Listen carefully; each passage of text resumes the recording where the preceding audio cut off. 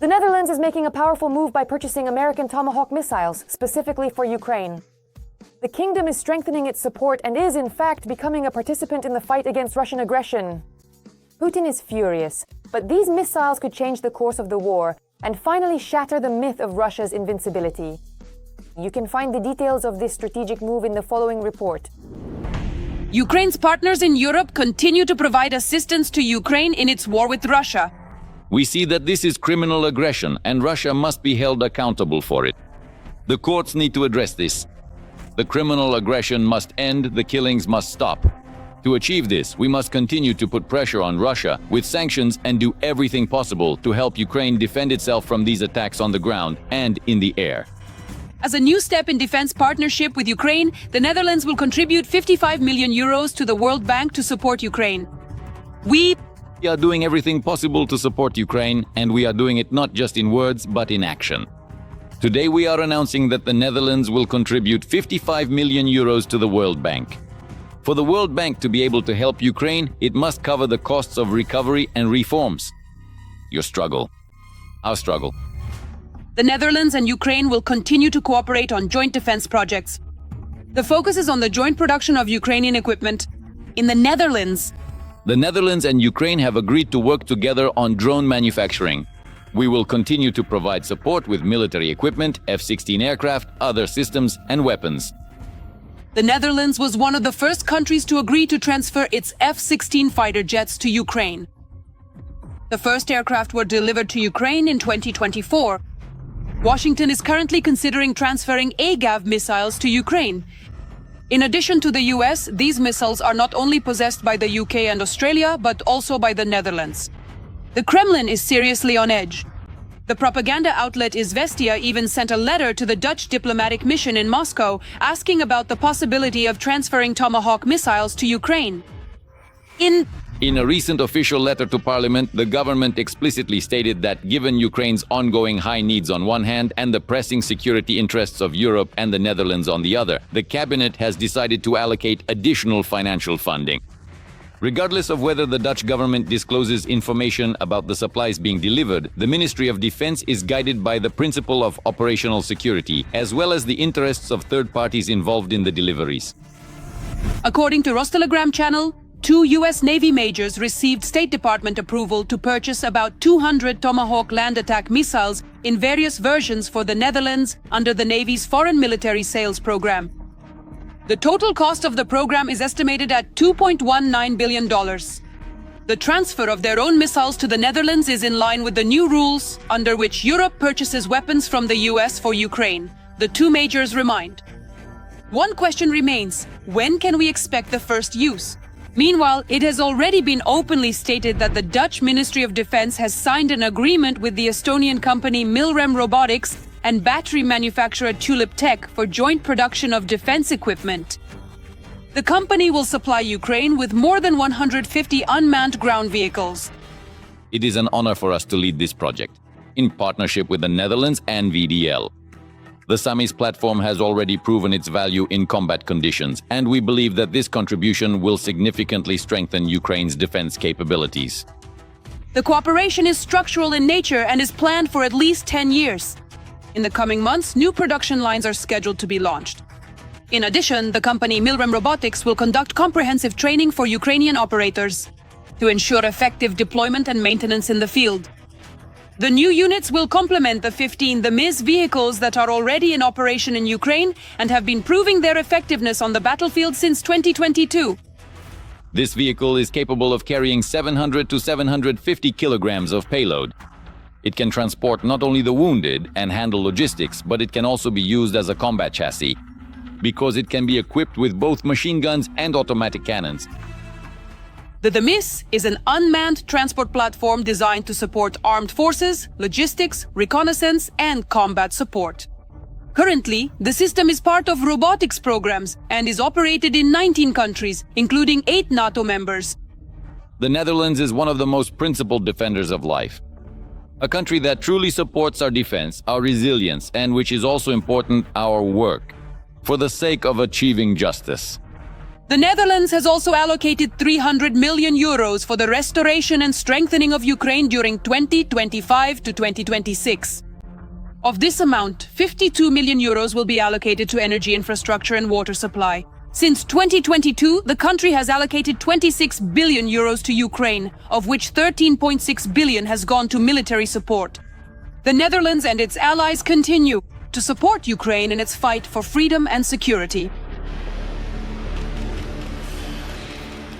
Every voice matters. Join our community, support independent journalism and help us bring you the truth from Ukraine. Become a member of Ukraine today. Join us now. Ukraine is reaching a new level of armament. It's no longer just Neptunes and Flamingos. These are technological breakthroughs achieved during wartime. Every new model is yet another nightmare for the Russian rear. Engineers are working around the clock, turning ideas into deadly reality. There is panic and chaos in the Kremlin. All the details. More in the following report. Ukraine has destroyed a Russian Oreshnik on Russian territory. This was stated by the head of the SBU, Vasyl Malyuk.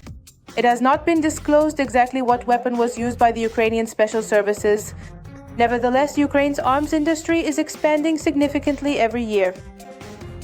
Ukraine is successfully using Neptune and Flamingo missiles together to strike Russia. President Volodymyr Zelensky told journalists about this and noted that while it is not being used on a large scale, it is already in use. These are the first tangible results regarding the weapon. In the future, I think that the missile attacks carried out with the help of Flamingo or Neptune will be accompanied by a large number of different types of unmanned systems, drones, each performing its own function. Some will distract air defenses, some will destroy air defenses, some will create interference, some will suppression using electronic warfare. The president also mentioned the use of the Polyanitsia drone missile, which has already struck enemy military depots dozens of times. The second positive trend, according to Zelensky, is the use of the Ruta drone missile, which for the first time flew 250 kilometers and hit an offshore platform. We have quite a lot of development specifically in drone missiles, and there are analysts who say that these are all just small-sized cruise missiles. I don't quite agree with that, for one simple reason. Usually a cruise missile is something that has some kind of wing mechanization. That is, the missile is launched either from the air or from the ground, then these wings unfold and they create aerodynamic lift, which allows the cruise missile to fly long distances.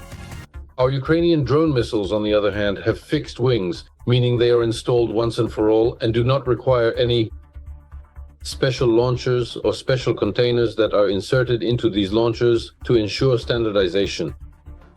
However, the greatest success for the Ukrainians is considered to be the mass use of the Kamikaze Lyuty drone, with up to 300 UAVs deployed. Lyuty is a system with a slightly different concept. It has nothing in common with the Shahed, neither externally nor internally. Both the control system and the guidance system are different. And the components it has, image recognition, target correction, artificial intelligence, have absolutely nothing in common with the Shaheds. In the combat payload and range, the Ukrainian Security Services naval drones have improved, now capable of striking targets over 1,500 kilometers away. They were first used in 2022 during the attack on Russian Black Sea Fleet ships in Sevastopol Bay. And since then, these drones have been constantly evolving and improving. Our security service now has significantly more ways to destroy targets than it did before. And it's not just the Malyuk anymore. There are many other things as well. If there are tasks for the Malyuks are used. If there are tasks for other drones are used. Since August of this year, the serial production of the Flamingo missile has been announced, capable of striking targets at a distance of 3,000 kilometers. The modernized Neptune has been successfully hitting ground targets for a year now. Currently, it can reach up to 400 kilometers. It has been stated that soon it will be able to hit targets at a distance of 1,000 kilometers. In Russia, hell is breaking loose. Single fathers are not being released from the army. Their children are left without guardians and end up in orphanages while the Kremlin boasts about patriotism. The military are rebelling, but the system doesn't let anyone go, not even those who risk losing what is most precious to them. About this and other horrors happening in the Russian army. Watch next. The wounded and maimed are sent into assaults. Inconvenient soldiers are simply eliminated, and if someone doesn't want to sign a contract, they still will sign it. But the newly minted soldier only finds out about this after the fact. It's also almost impossible to quit the army. They don't allow even single fathers to leave, even though by law they should be released without any issues. During this time, their children are simply placed in orphanages. According to the single fathers interviewed by Verstka, commanders may simply refuse to accept their resignation reports from the start, denying dismissal verbally. Even if the documents are accepted, they can get lost, but the servicemen continue to serve while their children temporarily live with relatives or are placed in orphanages. So it turns out that children become orphans even though their parent is alive? But really, what can be said about dismissing a healthy man when even severely wounded soldiers are not discharged from the Russian army? They looked at us and said, "So what? Healthy but missing a leg. Oh, it's just a leg, a leg. Well, guy's the sky, but it's a leg. He's been sitting here for days, too." What was I trying to say with that? They came in, looked around, asked who was there for what, and were told the reasons. All right, guys, got it. And then they left. These occupiers will soon be sent on their final meat assault. The fact that some are missing limbs doesn't interest anyone. Their commanders just use them as disposable cannon fodder. Some occupiers still believe the state will help them, so they complain to the Kremlin ombudsman about being denied medical assistance or receiving poor treatment. The number of such complaints has quadrupled in 2 years, from 459 to 1,976. The applicant's husband, after receiving treatment at a frontline hospital, was sent to the Military Medical Commission to determine his fitness for military service. Upon arriving at the military unit to receive the order and directions for the medical commission, he was sent to the front line. Since May 2024, he has been listed as missing in action. After injuries or due to pre-existing health issues, not all soldiers are given enough time for full and proper rehabilitation. Sometimes a soldier is sent beyond the line despite doctors' recommendations to continue treatment and the need for rehabilitation. As a result, a serviceman who is physically unable to perform combat duties ends up on the front line. But at least these ones went to the front on their own. And there are cases when Russian men only find out after the fact that their line of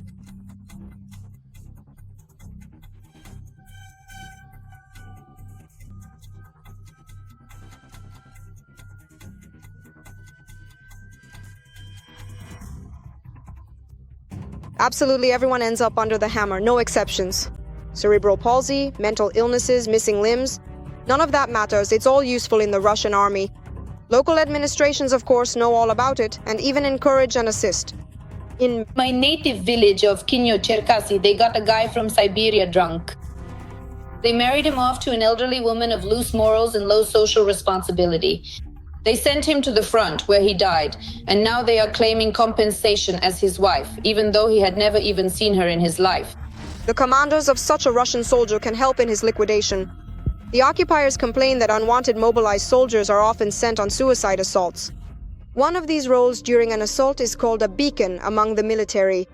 The occupier is sent without a weapon or body armor to expose the firing positions of Ukrainian forces. You just run in one direction and there's a blocking detachment behind you that won't let you go back. Your only chance to survive is to get wounded and be taken prisoner. The occupiers admit not only to being liquidated by their commanders, but also to killing civilians. A Russian soldier recounted how his commander entered the wrong coordinates, which resulted in an artillery strike on a village. Many people died, including children. The soldier only learned about what happened after the administration of the so-called LNR complained to the command. Basically, we mixed up the targets, Gorozhgrad and Uragan positions. They had the same names for the grid squares, and the idiot who was on duty at the command post just mixed them up for the captain. But what do I care? They give me the numbers and I have to call the battalion commander. So he says, how is he feeling? Yeah, he's fine. He says there were 12 children, urchins, 9 women. Of course, the incident was hushed up, and on Russian television they reported that supposedly Ukrainian servicemen were in that village. And these are just the stories that have come out in the last few days. In reality, the situation is much worse. And with each passing day, it keeps getting worse. That's all for now. For more breaking news from the front, tune in to the next episode.